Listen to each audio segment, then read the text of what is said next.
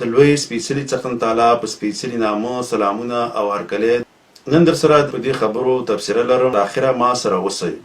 अब भी डर है कि पाकिस्तान की सारी इकोनॉमी जो है वो आपकी जो है ना वॉर इकोनॉमी है।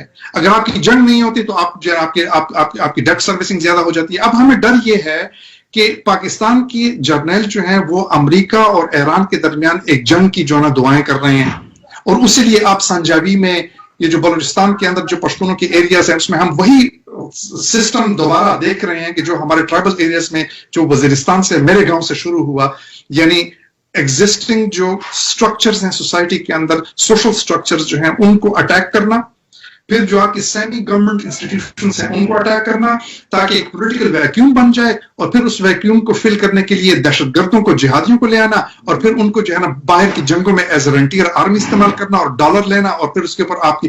और ये भी मैं आपको बता दूं कि पीटीएम के बयानिए में रिसोर्स डिस्ट्रीब्यूशन भी एक बहुत बड़ा क्वेश्चन है। पंजाब की इतनी तरक्की पिछले 70 साल में नहीं हुई जितने की पिछले 20 सालों में हुई, जिसमें कि हमारी मईशत को तबाह बर्बाद करके रख दिया। यानी जब हमारी तबाही हुई तो पंजाब की जो है ना सबसे ज्यादा तरक्की हुई।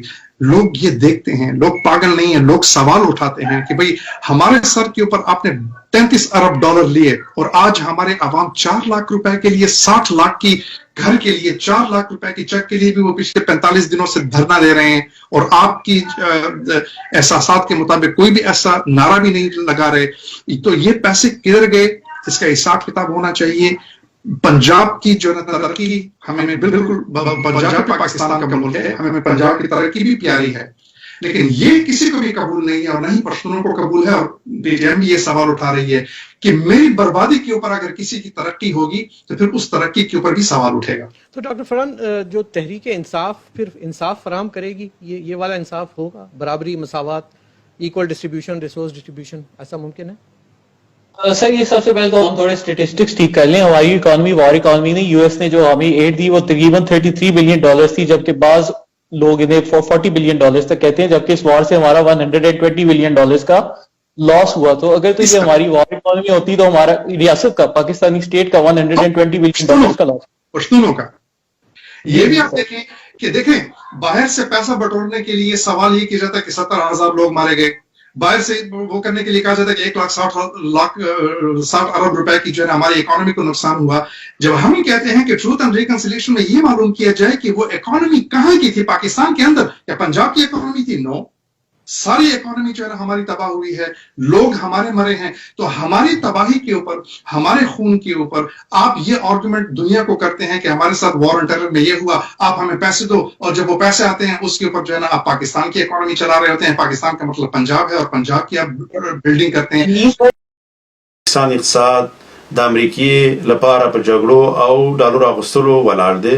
جګړه نه وي نو د پاکستان اقتصاد کمزوری کیږي او خپل د قرضې ورکولو توان هم نه لري. اوس د پنجابي آرمي جنرالان دا دوا کوي د ایران او امریکې جګړه وشي چې د پنجاب آرمي به کې ډالر وګټي او قرباني به کې پښتانه او بلوچستان شي. پنجاب په دې اویو کالو کې دومره ترقی او پرمختګ نه وکړي لکه څومره چې د روسه شلو کالو کې وکړو. قرباني به کې زموږ پښتانه شولو، خارونه زموږ وران شول. پنجابي آرمي نور هیوادونو ته وایي چې زموږ هیواد اویا زره شهیدان ورکړي دي، زموږ خارونه وران شوي. نو شهیدان او وران خارونه خو د پښتنو شو، او 3,000 میلیونه ډالر یا 3,000 بیلیونه یا 3,000 میلیارډ ډالر د پنجاب آرمي واخیستل. تاسو په ویډیو کې وکتل. اوس پرې زه خپله یو څه تفسیره لرم. د پنجاب میډیا تل پښتنو ته دا وایي چې د پنجاب آرمي د عالم اسلام آرمي ده. نو دا د عالم اسلام آرمي کفارو ته د ډالرو په مقابل کې خپل هیواد کې اډې ورکوي چې د بل هیواد مسلمانان پکې شهیدان شي. دې آرمي تر اوسه بنګالیان، پښتانه، سیندیان، بلوچان او بلتستانیان شهیدان کړي دي. د پنجابي آرمي د تاریخ په اوږدو کې کومه توره نه ده کړې. بعضې یوازې د ډالرو په مقابل کې د مسلمانانو د سرونو سودا کړي. تر څو چې د پنجابي آرمي مشران پنجابیان وي نو دا به کله هم د اسلام لپاره کار ونه کړي. دا داسې ده لکه چې د زمرو لښکر مشر یو ګیدړ شي، نو ګیدړ به له جګړې د مخه تیښتې کوي. نو همداسې که د ګیدړو د لښکرو مشر یو زمری کړي، هغه زمری به تیښته نه کوي او حملې به کوي. که چیرې ټول پښتانه یو شي، یو هیواد جوړ کړي، نو هغه وخت به غزوه هند کیږي او د هند سره سره به پنجاب هم د پنجابي آرمي د قبضې څخه ازاديږي. تر بیا مو په لوی الله سپارم. خوشاله آرام او سوکاله ژوند ولرئ. د لوی الله جل جلاله په امان.